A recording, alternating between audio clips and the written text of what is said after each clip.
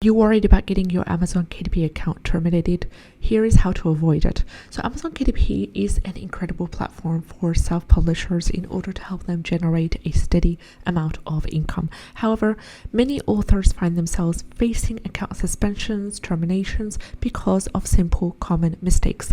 Most of these mistakes are quite innocent, and these terminations can be a major setback because once your account is terminated, you lose access to your earnings, unfortunately. So in this video, what I'm going to do is I'm going to explore some essential tips, strategies on how to avoid Amazon KDP account termination, and also help to make your KDP account thriving and safe and protected. Now, this issue has been discussed in many previous videos that you can find them on YouTube by other self-publishers, but this is what I'm going to do here. I'm going to try to put my 2 cents. I'm going to try to talk about some strategies that I personally adopt myself in order to, as much as I can, avoid or protect the KDP account. So tip number 1 is common sense: avoid using copyright content. Now, this could sound very simple, but it is quite complex, so bear with me. So one of the most common mistakes that can lead to KDP account termination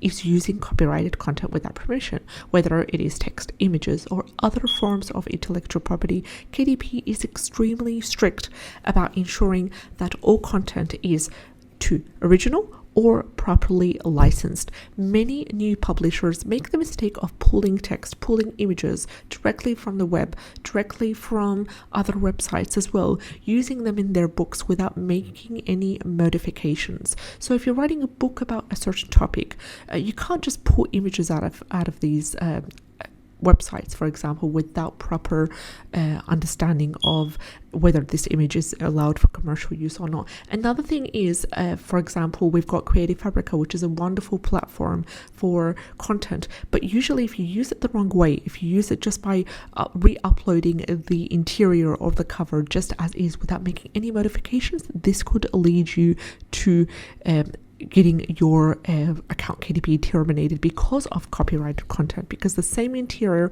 is published many times by many new KDP publishers.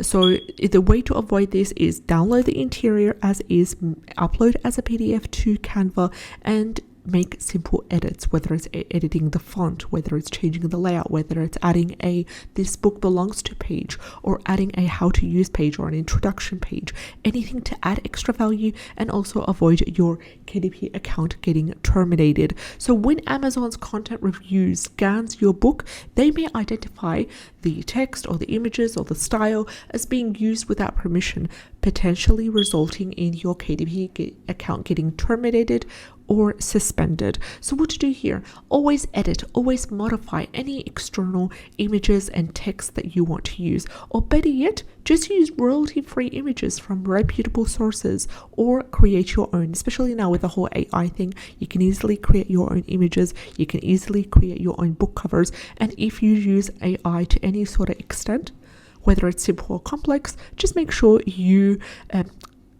say to Amazon KDP in the publishing process, just make sure you select that you've used AI, and then you have a box where you can write what exactly did you use AI for, say for example to generate the cover images for the cover and so forth, and just source the type of AI you used, whether it's ideogram, whether it's Midjourney, whether it is Canva AI, whatever it is. Just make sure you disclose that. Tip number 2, really important, it's often overlooked, so please be cautious with trademarked keywords. So another frequent case of account issues and account terminations is the use of trademarked keywords in both the title, subtitle, and even the 7 keyword slots. So we've got keywords like, for example, ones like Disney, Marvel, any other characters in the main films, for example, even keywords like for dummies. This may seem generic, this may seem widely known, but they're often legally protected trademarks. You got to really be careful because these can cause account issues for KDP publishers. Even though the book is, for example, that's using copyright terms, you see it selling well for many months and even years. Amazon will eventually get to it, flag it, and the author will have to take the book down to avoid further consequences. Or if they're very unlucky, they may get their whole KDP account terminated because of that one innocent mistake of using a trademarked keyword. So though some trademarks may appear inactive or abandoned, companies can still renew these trademarks, so please be careful. If you see a keyword and you look it up and it is marked as inactive or expired, for example, just make sure to avoid it if it is marked as though it is inactive or abandoned, because they could renew it at any minute, they could purchase it at any minute, so don't want to take that risk at all. And this means using these terms can still lead to potential legal challenges or account penalties. Now, in some cases, I've had issues where if there was an innocent use of a keyword, for example, Amazon will notify you, Amazon will send you an email, but that's not all the time for all publishers. I've had that case a couple of times where Amazon will send you an email where it's like, you've used that keyword, it's trademarked, you need to remove the whole book, or you need to reapply, for example, just delete the book and put it again under a different keyword. And that applied for a keyword where it was a 369 manifestation. The word 369 was trademarked, so I had to change that around. So how can you check for trademarked words? And this is something that I've talked about in previous video. I showed step-by-step process and a tutorial to guide you on how to check for trademark words, but here I'm going to simply briefly talk about it. Now, that video will be linked in the description box below. So it's 3 simple steps. Go to USPTO website. Step 2, click on the trademarks and then search trademarks. Step 3, use the word mark search feature in order to check if the chosen phrase is trademark. So the tip here is to avoid using any phrase that shows up as registered or trademark. I take it a step further and I would avoid also using any word that is inactive, that has previously been registered. And this includes keywords that are mentioned in the title, subtitles, and 7 keyword slots. Tip number 3 is create unique titles and create unique subtitles. So using identical or overly similar titles and subtitles to existing books on Amazon KDP, that's quite problematic, and that can lead to trouble. Eventually, Amazon's system flags books that are closely resemble previously published works, and this could lead to your account being terminated. So you got to be careful. Even though you say that this is a keyword that I came up with myself, this is a title that I've been wanting to write for so long, if there is a previous book under that title or under the exact same phrasing, please avoid it. Just make sure to stay safe. So when you are choosing your book's title, when you're choosing your book's subtitle, ensure that they are original and not already in use by another author. This practice helps to prevent any confusion with existing works, and it also avoids you violating Amazon's guidelines on the basis of duplicate content. Additionally, please be careful when selecting an author name. So if your author name is too similar to a really popular, well-known author in the same niche or category, this can really raise red flags. And, it's best to avoid that as well. The tip here is to always double check existing titles and author names in your genre before finalizing your own author name, and you can do that with a simple Amazon search under filtering author's name. Tip number 4 is avoid using pre-owned devices for publishing, because Amazon KDP tracks devices ID when you log into your account. Using a device previously associated with another KDP account, this can unfortunately lead to account termination. For example, this applies to secondhand computers, smartphones.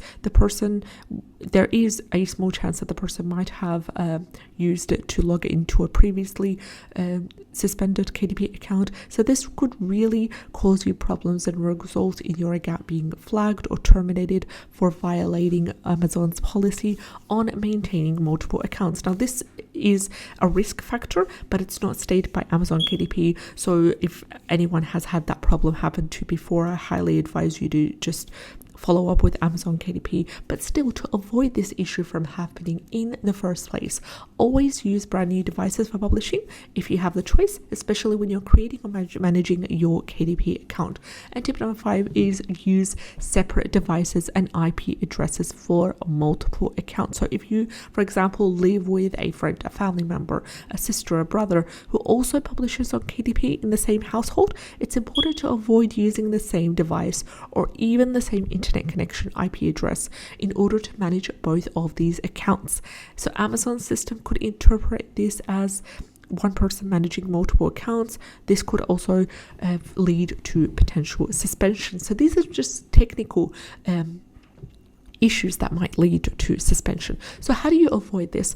The solution here is that each person should use their own device, their own internet connection when logging into their KDP accounts. And this means avoiding shared public Wi-Fi, logging in from the same household router. Instead, you can use mobile data if this is an issue for you, and ensure that each user is operating from a unique IP address. And the best practice and the best solution here is ensure that each KDP account has its own dedicated device and internet connection to prevent any sort of overlap that could confuse Amazon systems.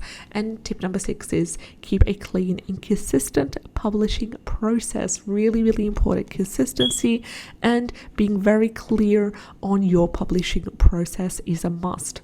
Maintaining this process is key to keeping your Amazon KDP account safe. So what do we mean by consistent and clean publishing process? Well, it basically means 3 things. Number 1, avoid suspicious activity. So when it's switching devices frequently or using multiple accounts or using unauthorized text or images, anything that appears suspicious to Amazon really can trigger a review and can trigger a suspension.